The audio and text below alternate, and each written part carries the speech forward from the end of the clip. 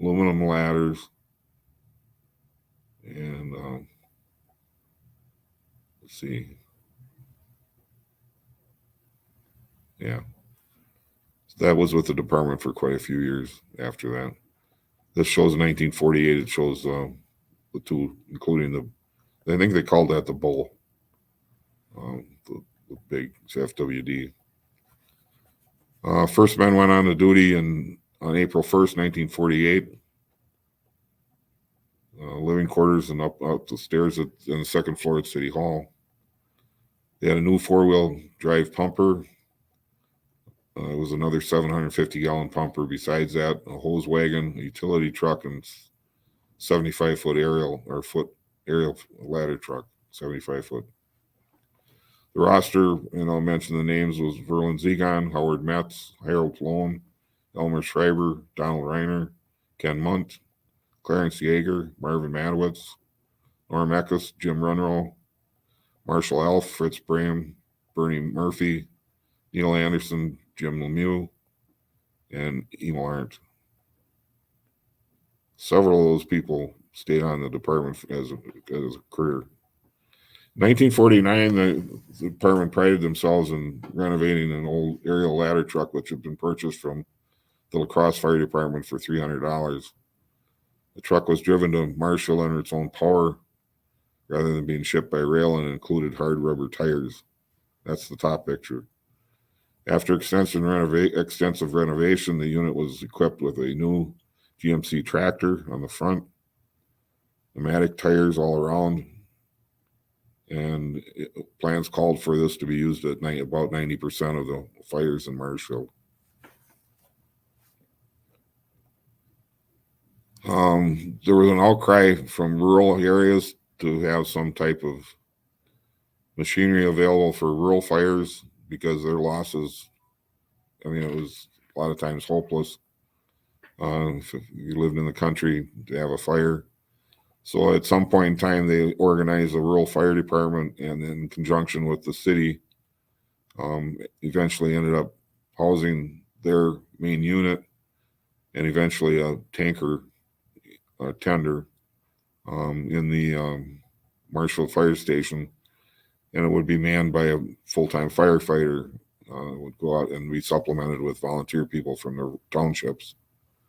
A lot different today. Each rural department now has their own equipment and their own manpower and their own water sources, because water is a big thing in a rural fire, and they've got that pretty well covered in the last few years. In fact, it's to the point now where if Marshfield Station is empty because they're busy at a fire, that these other volunteer rural departments come in and man the station for Marshfield, Hewitt and Richfield in particular, but the other ones as well. So one thing with having a new full-time fire chief, they began to do fire inspections. I think that's what you got a picture of there, Buff. Is they do houses, they do businesses. But he complimented the residents for their splendid cooperation, and it's just a matter of pointing out things in building fires and things that they can eliminate the need to fight fires if they could have a more consistent and all-inclusive inspection. And in fact, as time went on, some of the stuff that I looked at showed there was a decrease in the number of fires over a period of time after they started the inspections and after they started a full-time campaign to teach people about fire prevention. It wasn't just articles in the newspaper from the chief, but it was also they moved into the schools, did fire prevention exercises in the schools. I know it was always something to look forward to when I went to school, except they always ended up scaring you somehow with a big bang or something. But it pays, even to this day, a lot of departments do the same thing where kids are coming home with a map of their house and figuring out an escape plan and a place to meet out in the yard or on the tree. And But back then, that was pretty much unheard of. And having a full-time department like that with a semi-professional chief made a difference.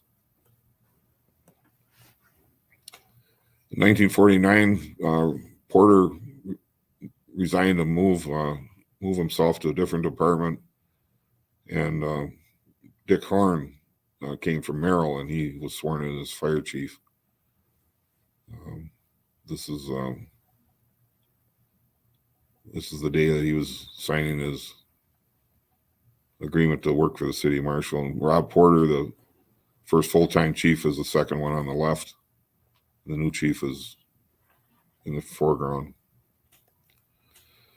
Businesses were always interested in helping out the department, and they still are. They make contributions to the department and other departments around the area. And departments, really, the volunteers especially, depend on support because they can't supply it all through taxpayers' dollars and fundraisers.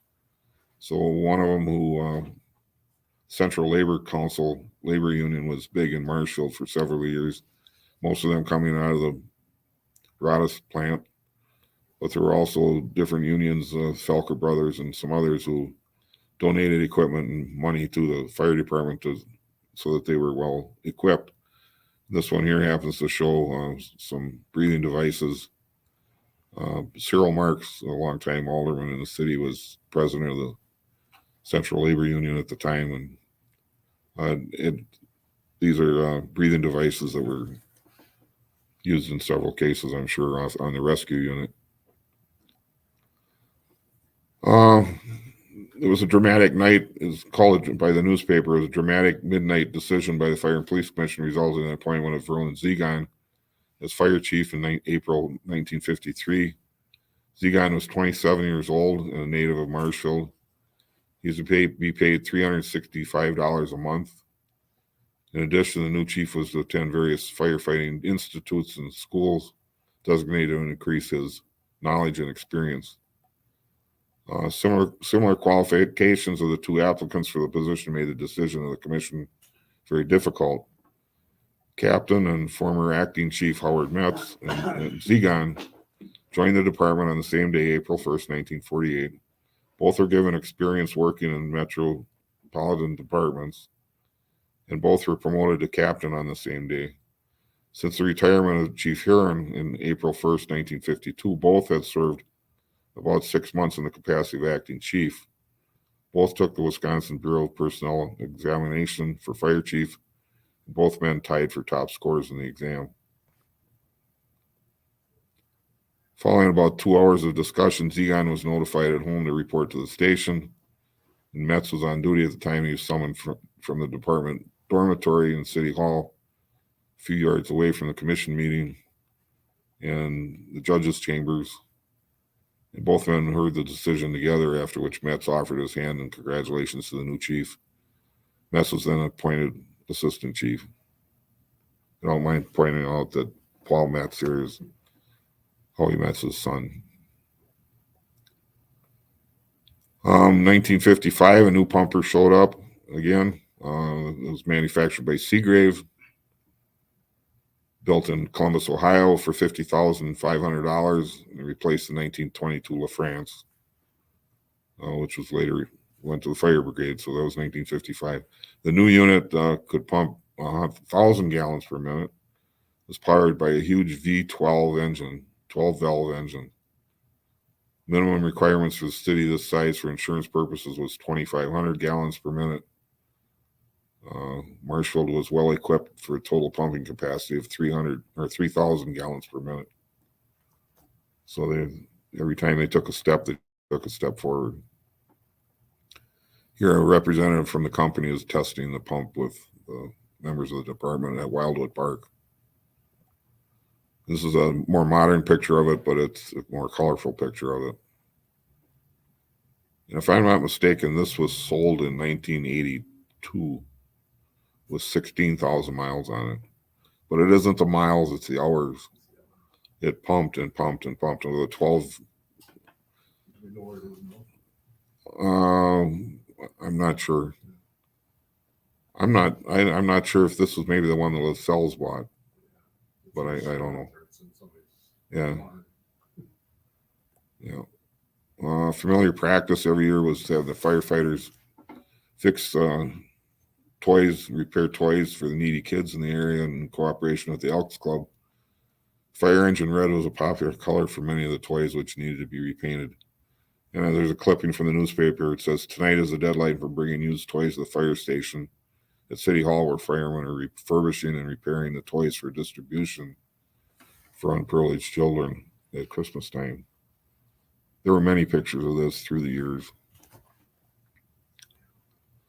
An elaborate alarm system was installed at the department watch desk in 1956 as directly connected to St. Joseph's Hospital.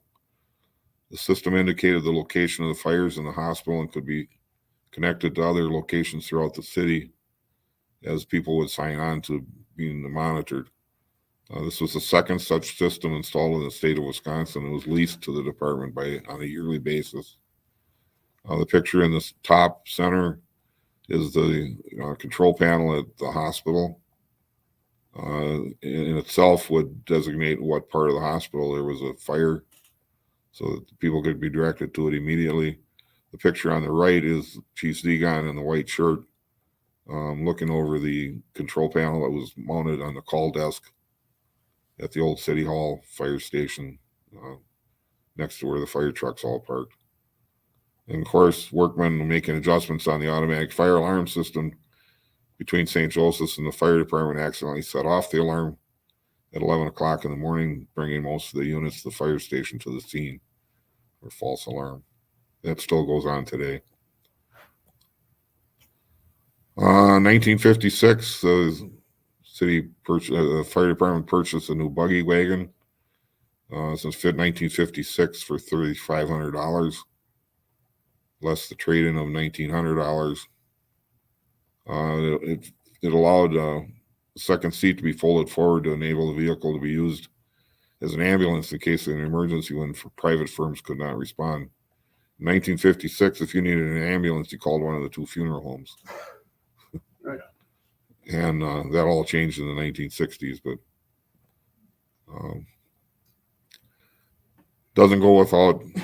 the department doesn't go without having had a mascot, at least one mascot through the years, Jigs.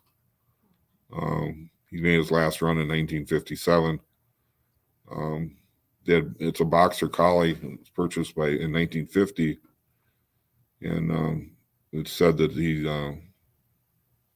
he's as much a fixture as a shiny brass pole that firemen slide down at the second floor. He would assume a position in the middle of the floor for roll call. He greeted every fireman who came through the back door to begin his shift. He enjoyed visits with children who would stop to visit after school in large groups. He also growled when strangers entered the building, but it was never meant to anything. He just said he was a very gentle dog. He had his own position on the rescue squad cab. His exclusive rig for many years. He could play all sorts of tricks. Firemen could not teach him to climb a ladder. He knew the alarm system at the station as well as the fireman. He never bothered to jump when the business phone rang, but he was alert and ready to roll when the emergency phone sounded.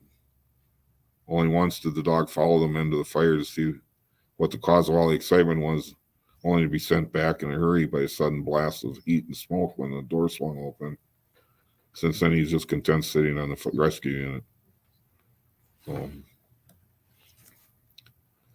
1956, they were doing some remodeling in City Hall. A half-century-old hoard of grain was discovered in City Hall yesterday.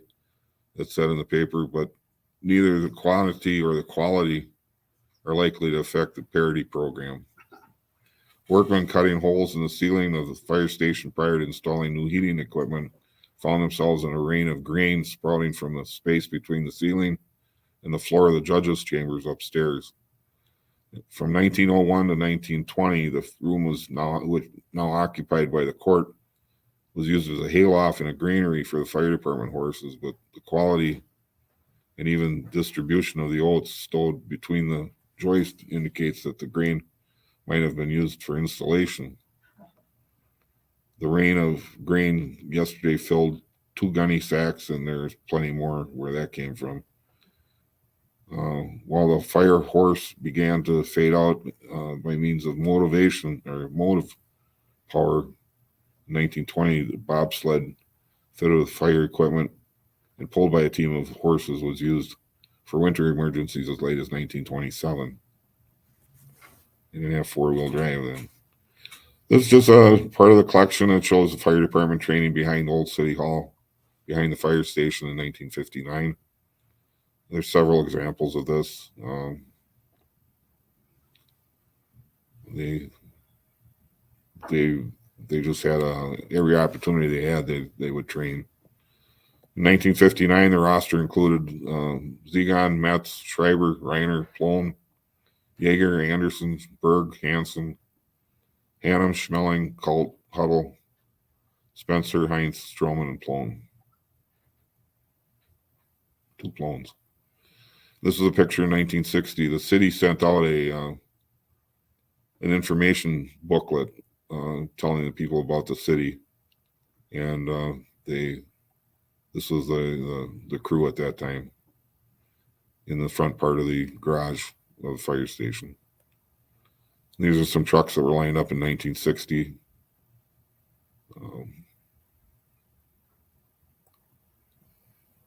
This is the fire rescue unit, and apparently they just wanted to see all the equipment they had and laid it all out in one place, including hoses and buckets and all types of tools for extrication, breathing apparatus, fire extinguishers, ladders. That little truck could haul a lot of stuff. Besides that, it had a snorkel on it for fighting fires and several spotlights to light up the fire scene when they were at a fire. That's called Squad 1. It's one of the first rescue squads they had. 1960, a new 85-foot aerial ladder truck was demonstrated outside Old City Hall. The new ladder would replace the 75-foot wooden ladder that was built in 1921, the one they bought for $300 from La Crosse.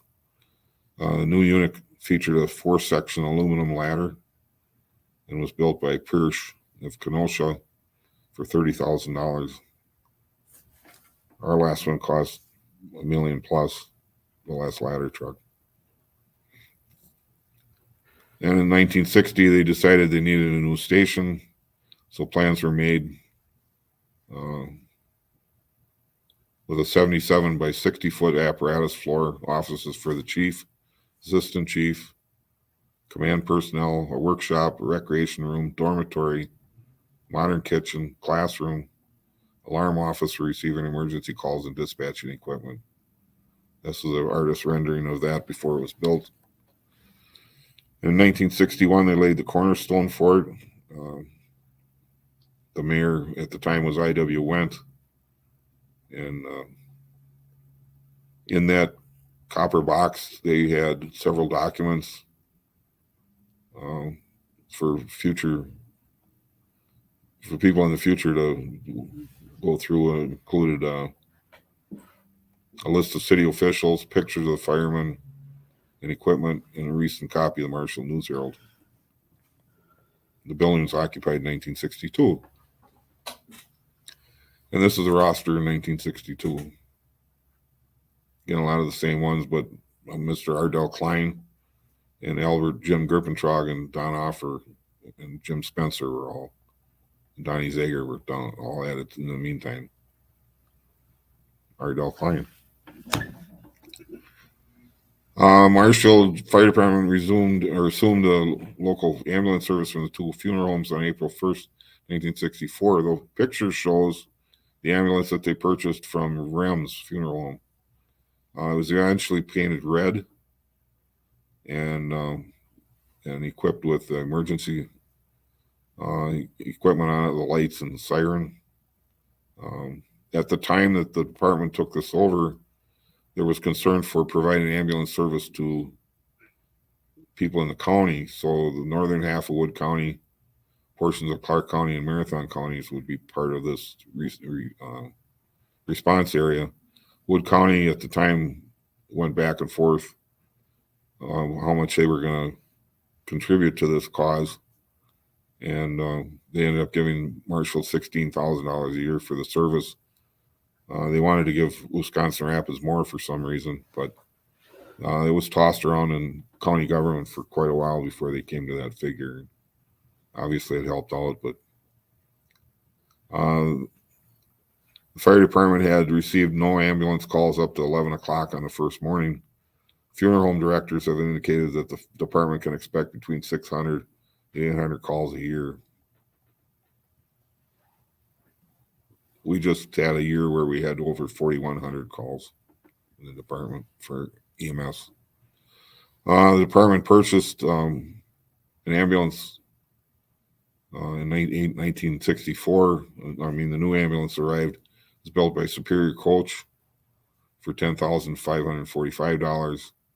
It's equipped to handle 4 patients per trip, could provide oxygen for 2 patients, and came equipped with power steering and power brakes. It was a Cadillac. And Mars Stroman is showing it off out in front of the station. This is a picture of the two of them together. The one on the left is the new one, and the one on the right is the one that had been purchased from the funeral homes and made to look like a fire department vehicle. When they took over the service in 1964, they put an ad in the paper saying ambulance service for the city of Marshfield and surrounding areas is be taken over by the Marshfield Fire Department. Please call 43116 for ambulance service. Ambulance calls within the city limits $10 per person. Ambulance calls outside the city $10 per person plus 25 cents per mile. And where oxygen is used, add $2. Pretty cheap ride. They've had several station cars in the department. The one I showed previously with a big Mercury. This is a 64 Chevy station wagon.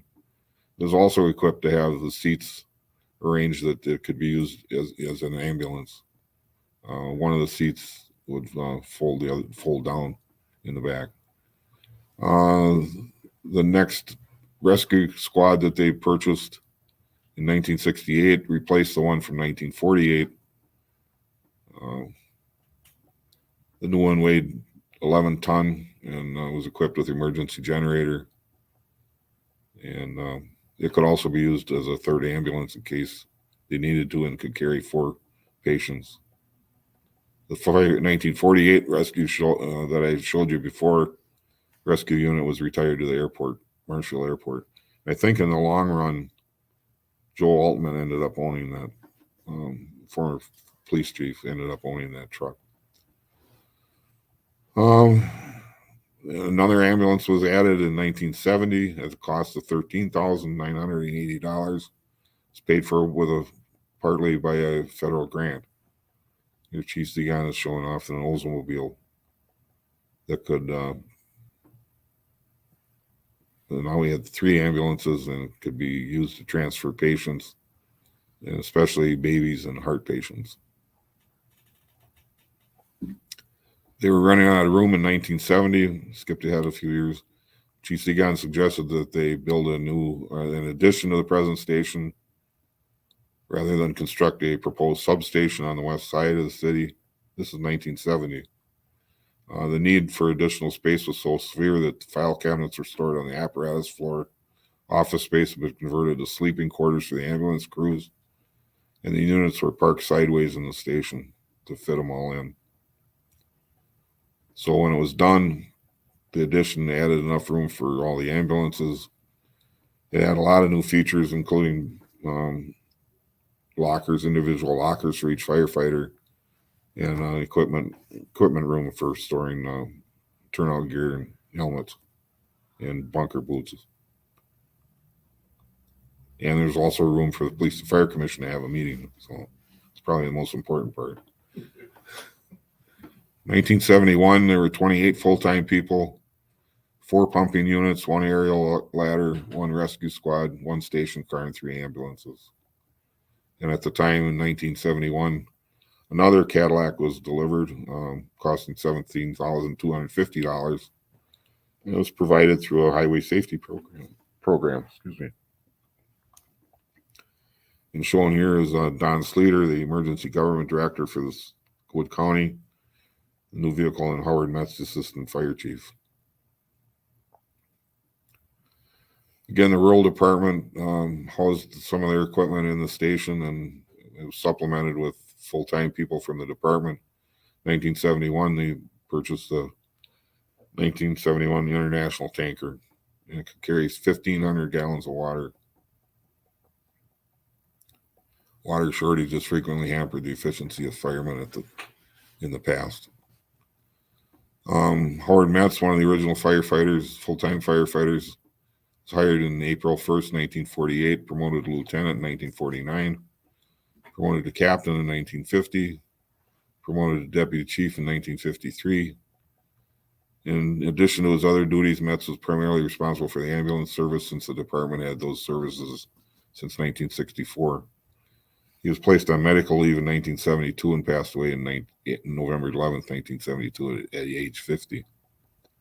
The Police and Fire Commission motion read a diligent and faithful employee for 24 and a half years.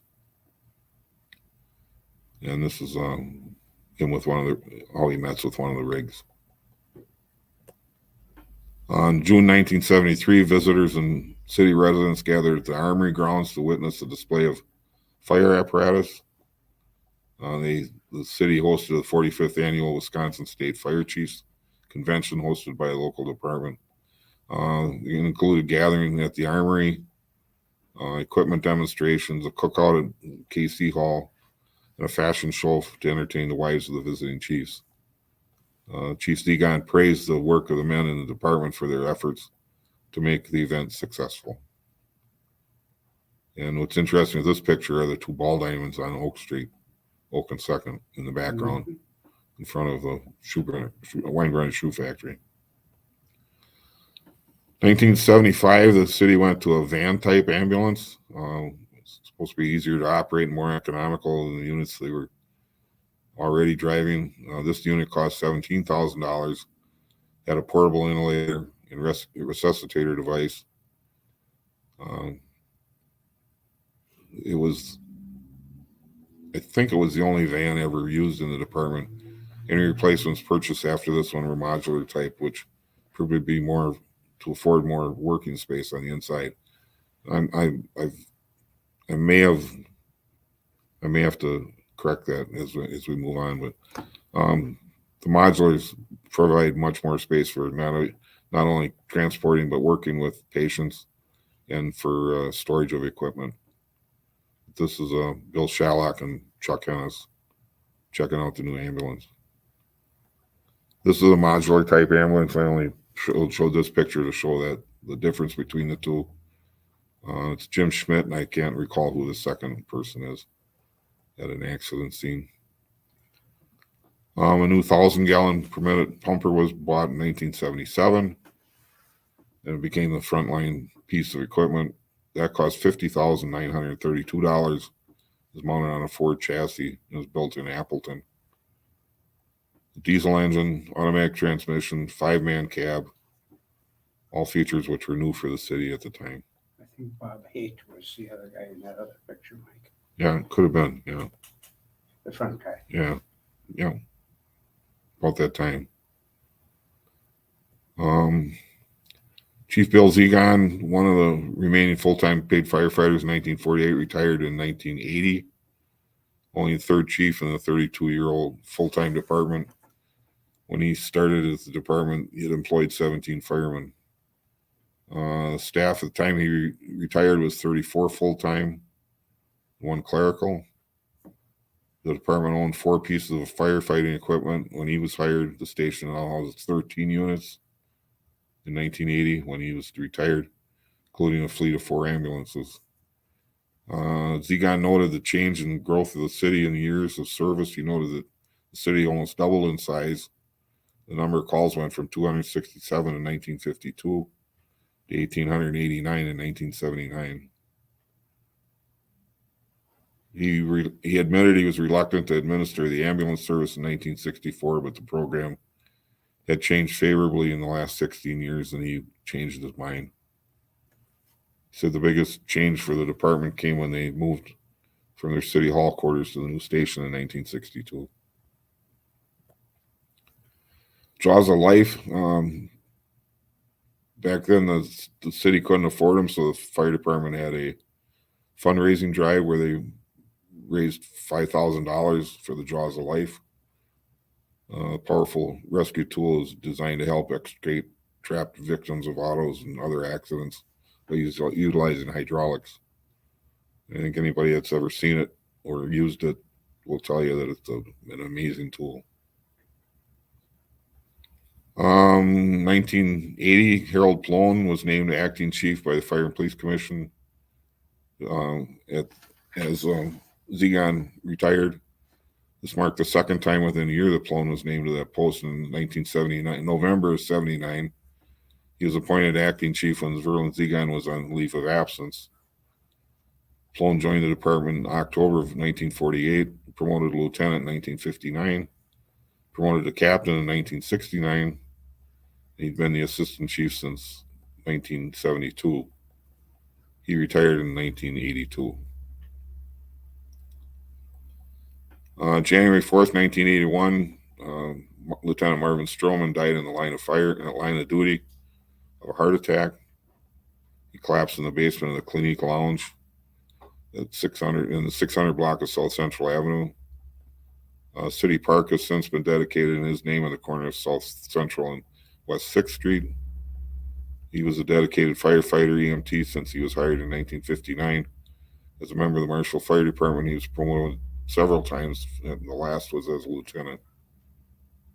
And clipping from the newspaper, and then one of the pictures of Marv Stroman. There's several of them. He's in a lot of fire pictures that the News Herald took, including Swanson Furniture and some others. So here's the one behind at the rear of Swanson Furniture, him and Bernie Binning. That was a stubborn fire. Another Portage fire chief, Clayton Simonson, was hired in 1981. He assumed the role in February of 1981. After serving as chief of Portage for 7 years, he was chosen from 27 candidates, including several from within the department. He promised to stress fire prevention and fire training for personnel. Chief Simonson provided cost figures for implementing a partial volunteer department for the Fire and Police Commission in May 1981, which developed the paid on call program. It was very controversial at the time. I know in 1981, the 1982 April election, there was a referendum. The firefighters had secured a vote at the time to disband the Police and Fire Commission because of they didn't agree with the decision to go with paid on call, but the referendum was defeated. So the department moved ahead with implementing the paid on call system, which would substitute 3 paid on call firefighters for each full-time firefighter that was lost through attrition. Rather than hire full-time people, they were going to supplement it with. The initial group was 18. So instead of hiring 6 new firefighters, they pay these paid on call people. They would live and work in the same section of the city in which they were assigned standby duty. They alternate several days per month. They were paid for training, for standby duty, and for time on duty fighting a fire.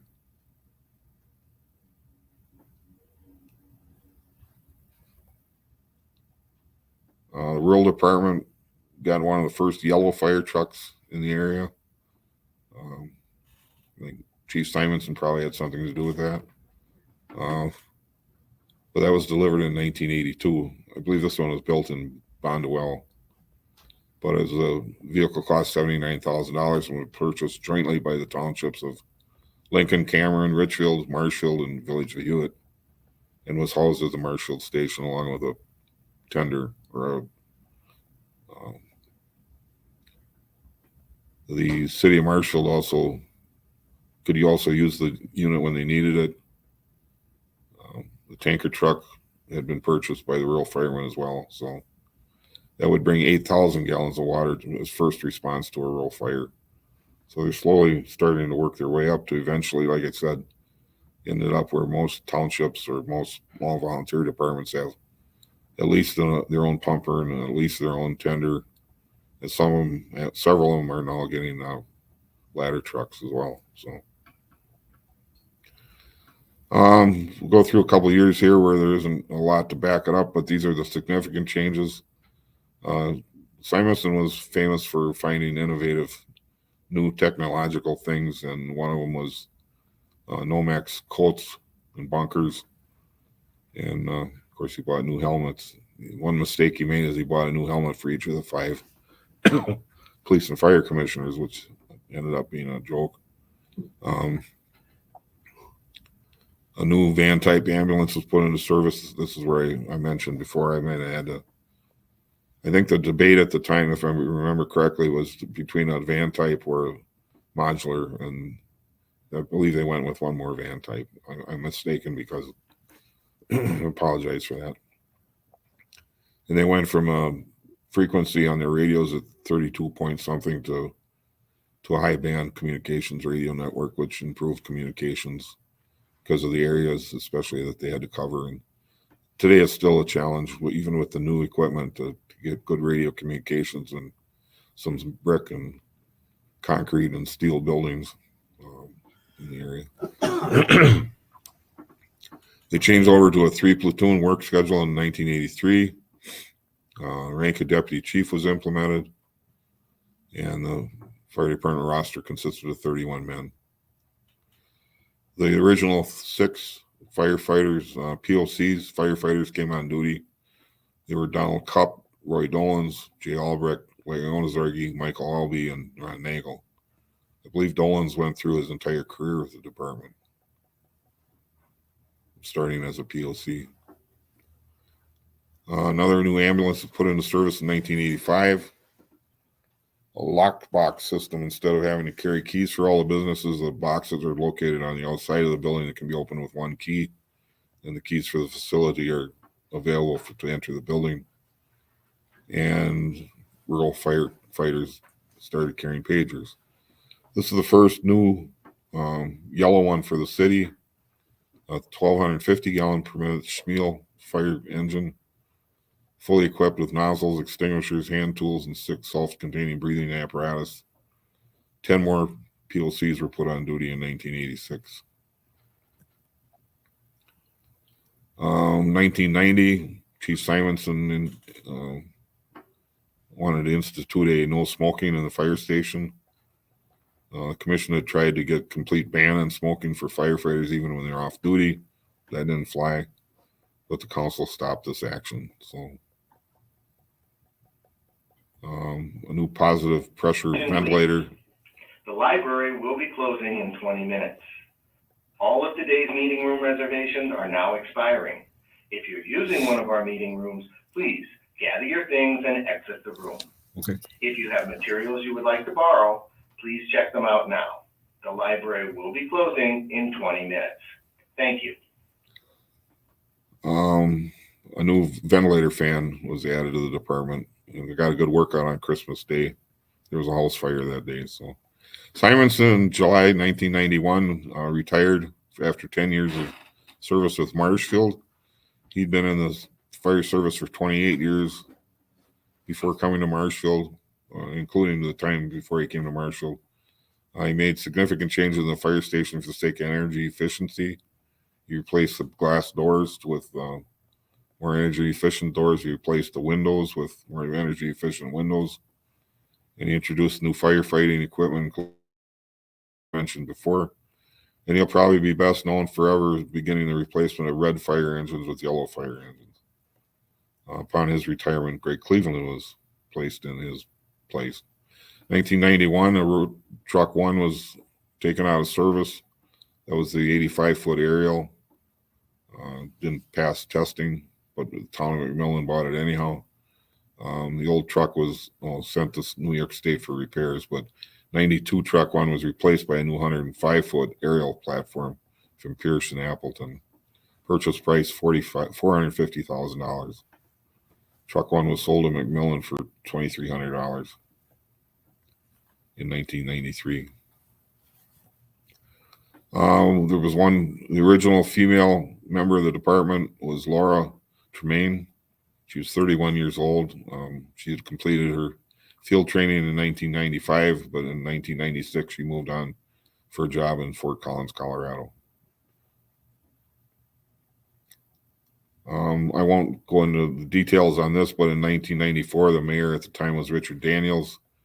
He wanted to know what type of emergency medical service the city should provide.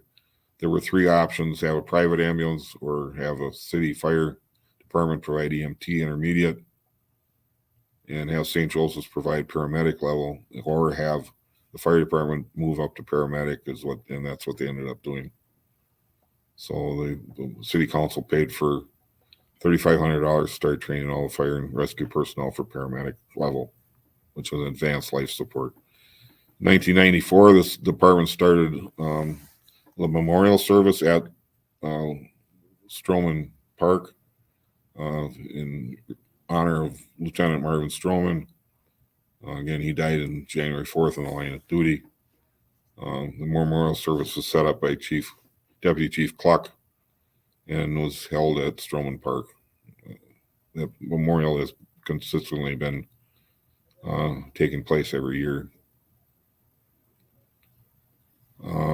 Paramedic training again started in 1995. The department began paramedic service itself in 1996 after training was provided at Mid-State and Marshfield Clinic and St. Joseph's Hospital.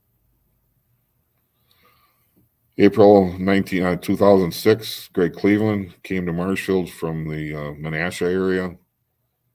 He worked for the department for 15 years as chief and ended up being chief in La Crosse, Wisconsin.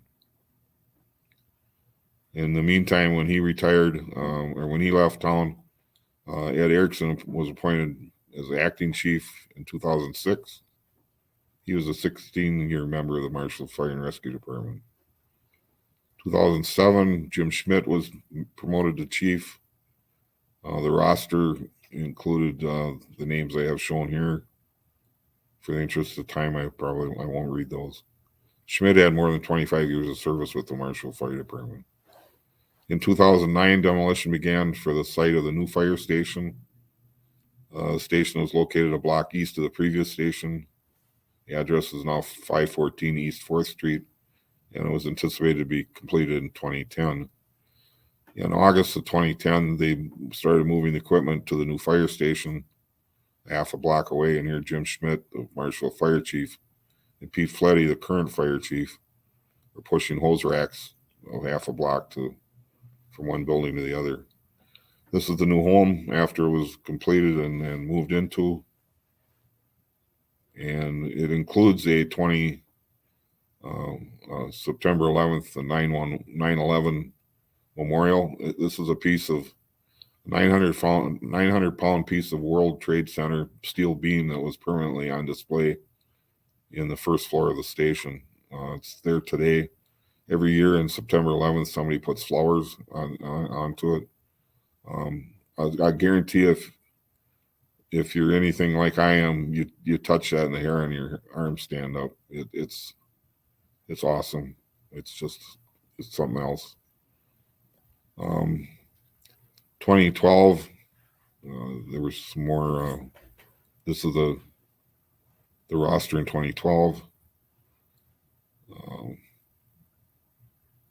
And it's broken down by shifts.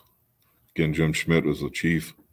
He resigned. He retired in 2013. Jim Schmidt, his last day was June 30th. 31 years of fire service to the city. He will be remembered for his tireless and unselfish driving in facilitating the planning and construction of the new fire station. He was also instrumental in building a team of well-trained, well-equipped, highly respected group of firefighters, career firefighters. He was replaced by Deputy Chief Robert Haight.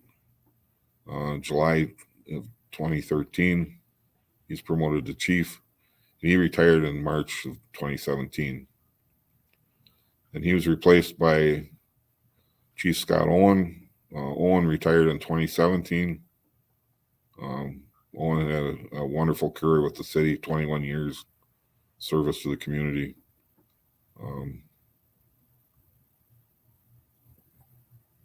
2019, the department was granted approval for 3 more firefighter paramedics to be funded with the ambulance fund, which does not tax the taxpayers, based on increased EMS transports and contracts with Marshfield Clinic Health Systems and interfacility transfers and intercepts. Those 3 people were put online. But in the meantime, the city did not fund those positions, so they're vacant yet right now. On March 5th, 2022, Chief Pete Fletty was promoted to chief.